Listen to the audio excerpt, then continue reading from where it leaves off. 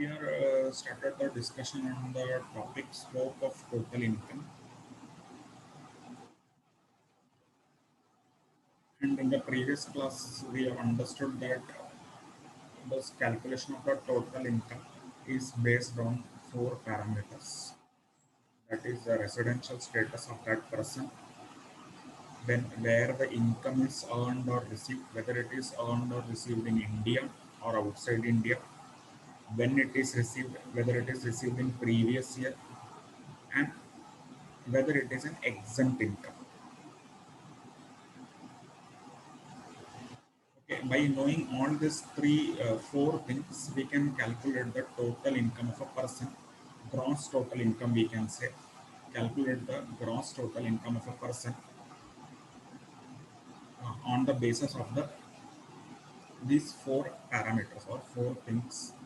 That is by knowing the residential status of that person, by knowing where the income is earned or received, whether it is earned or received in India or outside India, when the income is received, that is timing of income, whether it is earned or received in the previous year, and whether that income is an exempt income, so that we will not include that in the gross total income.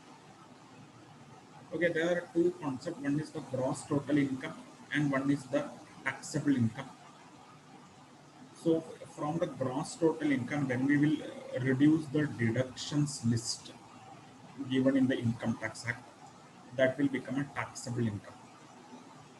Okay. So there is a list of deductions given under Income Tax Act. So if that deduction list is reduced from the gross total income, we will get the taxable income. And on taxable income, we will pay the tax. Okay. So exemption and deduction are two different things. Exempt income will not form part of income only. So it will not come in the gross total income only. Okay, and deduction is after we compute the gross total income, we will do the deductions. Okay, so both are different. So for time being, understand, we will be calculating the gross total income. That is the scope of total income. Okay, gross total income. So for calculating the total income, four things are important: residential status, where the income is earned or received, when the income is earned or received in previous year, and whether it is an exempt income. By knowing all these four things, we can calculate the gross total income. And from gross total income, we will reduce the applicable deductions. Then we will get the taxable income. On taxable income, a person SSC will be paying tax. Okay, so what is deduction, etc.? This we will discuss at the later part of our topics. Okay, at that time we can discuss it more, what is deduction and what is exemption. Okay, so we have understood that in the previous class, what is the first task if an illustration is given on calculating the scope of total income. What will be the first task? First task will be to identify whether a given income is an Indian income or a foreign income. Okay, once we do that part, almost we will be easily able to answer the illustration. And in examination, only individual scope of total income is relevant. Other person's total income calculation will not come in exam because it is not the part of the syllabus also.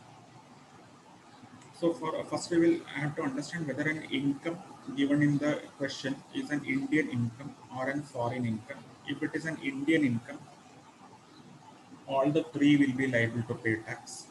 That is non-resident, ordinary resident, and not ordinary. If it is a foreign income, then only individual ordinary resident will be liable to pay tax. Okay. One exception is that we will be discussing later on, not now.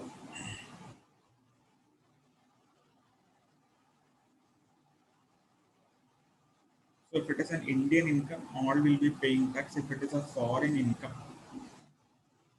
then only only ordinary resident will be paying tax in India, liable to pay tax in India. Okay. So our first main task will be to identify whether an income is an Indian income or a foreign income.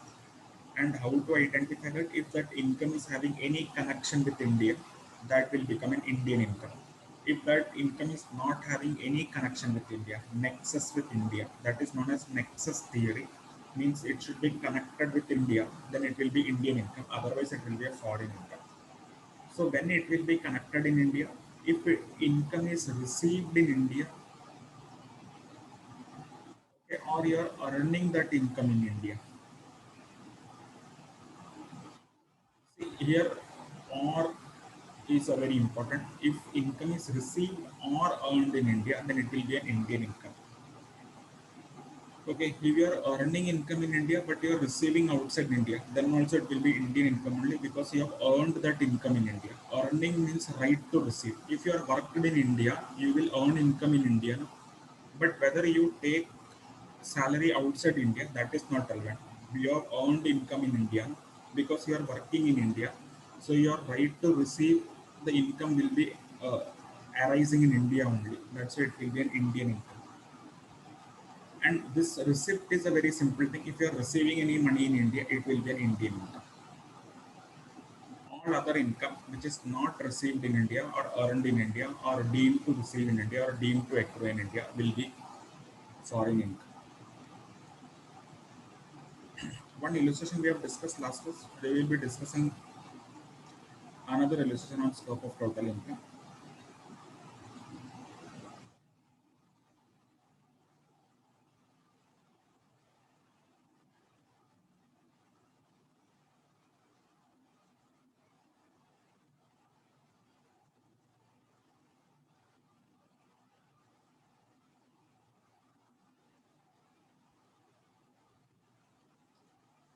Read this illustration.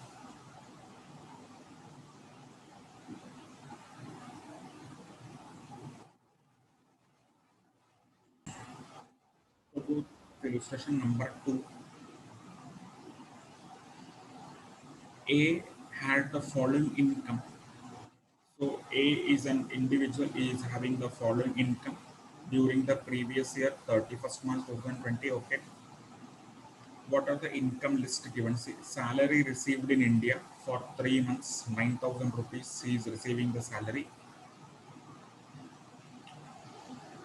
Then income from house property in India, 13,470 rent is receiving. Then next income is interest on saving bank deposit in State Bank of India, 1,000 rupees.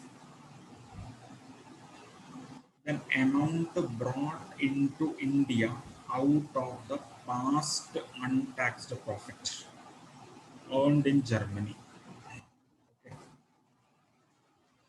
So here he is having a business in Germany.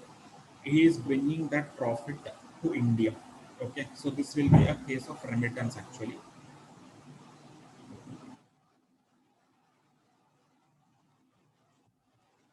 Okay, income from agriculture in Indonesia invested there only 12,350. Income from business in Bangladesh controlled from India. This is an exception. That's why it is highlighted. This we will discuss when we will solve the sum. Dividend received in Belgium from France company, out of which 2,500 was remitted to India. Okay, so total dividend earned is 23,000. So this is a list of incomes given. From this, first we will have to identify which income is an Indian income and which income is a foreign income. Then we will have to calculate the total income. If A is an ordinary resident, if he is a not ordinary resident, or if he is a non-resident, what will be the his total income for assessment year 2021. So let us begin this. One by one we will start discussing.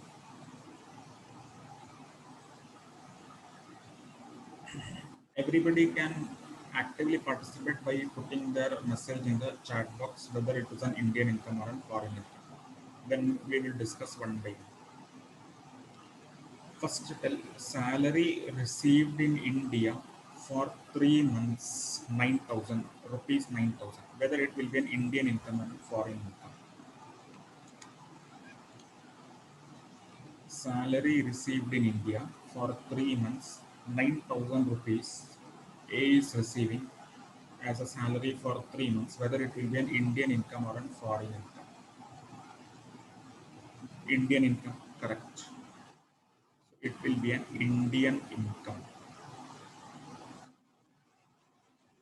Very simple, no? Received in India. Whenever we are told if it is received in India, it will always be an Indian income. Next, income from house property in India, rupees 13,470. It will be an Indian income or a foreign income.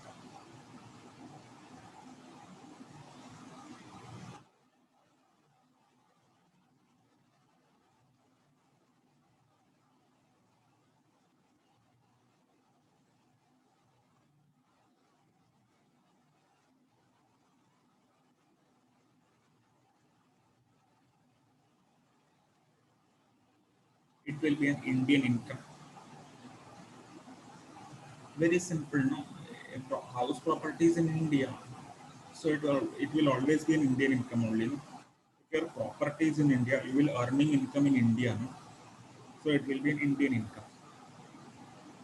So this first two is clear to everybody. Salary received in India will be an Indian income only, because receipt of income is in India, means it will be an Indian income. And property is situated in India, so that income will be having connection with India, so it will be an Indian income.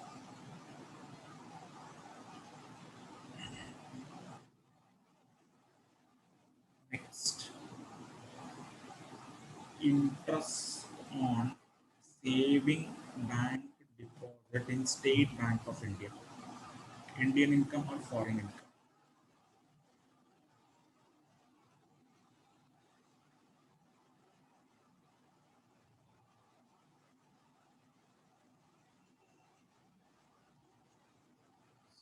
Where is the account situated? Account is situated in India, State Bank of India, so it will be definitely an Indian income.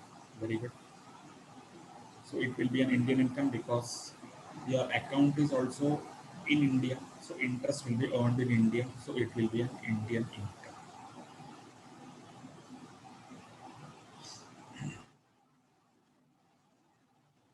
Amount brought into India out of past untaxed profit.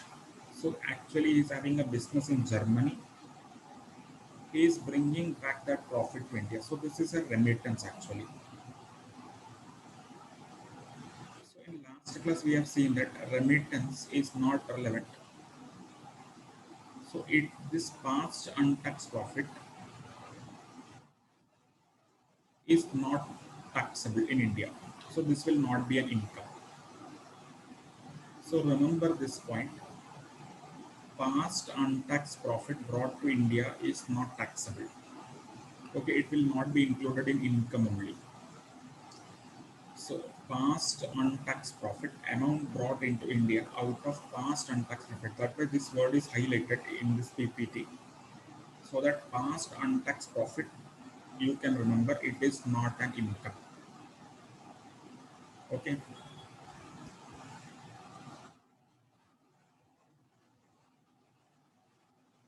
Now come to this point. Income from agriculture in Indonesia invested there, it will be an Indian income or a foreign income.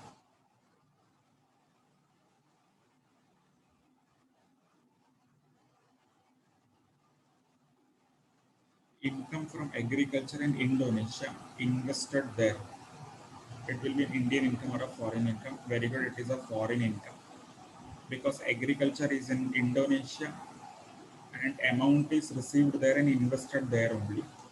Amount is not received in India, neither agricultural properties in India. So it will be a foreign income. It is not having any connection with India. This is a special case. This we will discuss later on. Business outside India, controlled from India. This we will discuss later on. Read this last point. Dividend received in Belgium from French company. Indian income or foreign income. Remittance is not relevant. Don't see remittance. Dividend is received where? In Belgium, outside India. So which company? French company. So both earning and receipt is outside India. Okay, both earning and receipt is outside India. So this will be a foreign income. 23,000 will be a foreign income. Remittance is not relevant for determining whether it is a foreign income or an Indian income. You are receiving the dividend in Belgium, outside India, from French company. So it earning is also outside India, receipt is also outside India. So this will be a foreign income. Now we have identified it. Now we can put this in the solution. See, now it is very simple. Salary received in India for 3 months is which income? Indian income. And we know that if an income is an Indian income, it will come in all the three situations: ordinary, not ordinary, and non-resident. All the three will be liable to pay tax on this income. Income from house property in India, it is an Indian income. All the three will be paying tax on this. Interest on saving deposit in State Bank in India is an Indian income. All the three will be paying tax.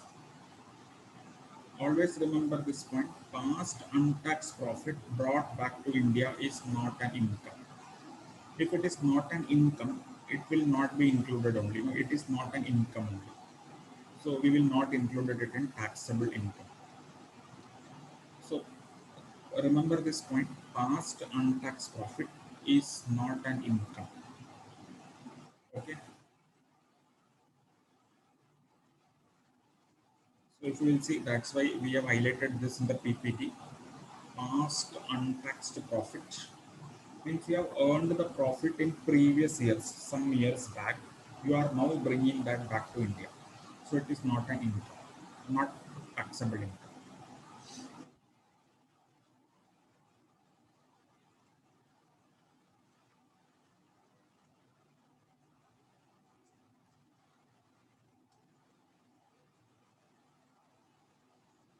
Income from agriculture in Indonesia, investing there only. So this will be a foreign income. And foreign income, only ordinary resident will be paying tax. Okay.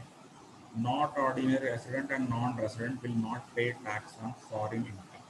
So it will come only in the first column, ordinary resident column. Dividend received in Belgium from French companies. This is a foreign income. So only ordinary resident will be paying tax, not ordinary resident, and non-resident will not pay tax on foreign income.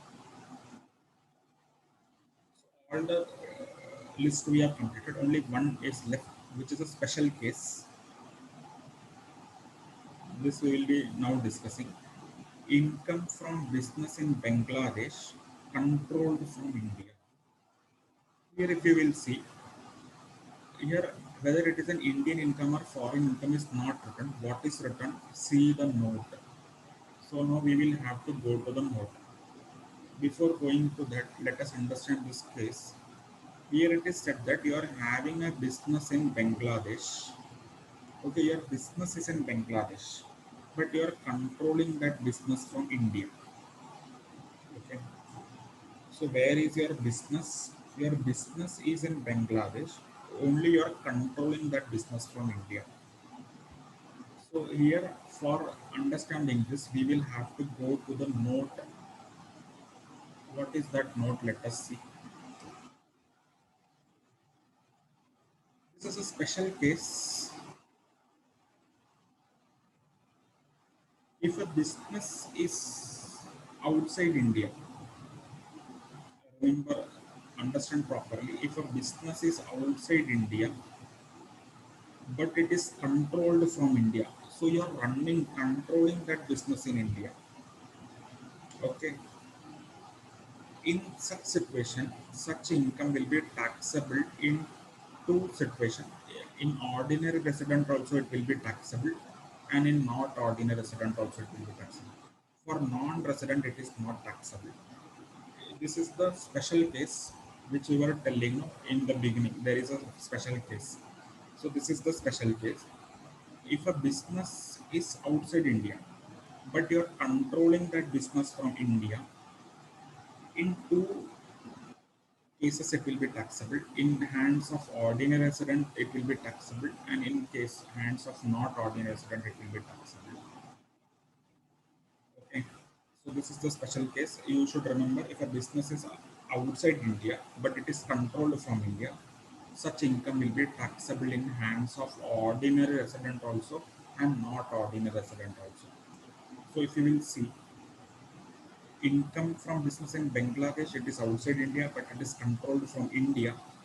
It will be taxable in two hands, ordinary also and not ordinary also. Okay. Now we have done the workings calculation. Now what we will have to do? We will have to do the total of all the columns. Now if you will see, ordinary resident is having the highest income, see, 68,970. Not ordinary resident is having 33,620 as a total income as per for income tax purpose, and non-resident is having the income 23,470 for the income tax purpose. So from this we can say that ordinary resident will be paying the highest tax, will be liable to pay the highest tax, because all the income is taxable, no, in the hands of ordinary resident, whether it is Indian income or a foreign income, subject to exemption. All other income are taxable in the hands of ordinary resident. So always ordinary residents' income will be higher than not ordinary resident. Then least will be of the non-resident, because non-resident will be only liable to pay tax on Indian income. So obviously his income will be less only. Taxable income will be less only compared to ordinary resident and not ordinary resident.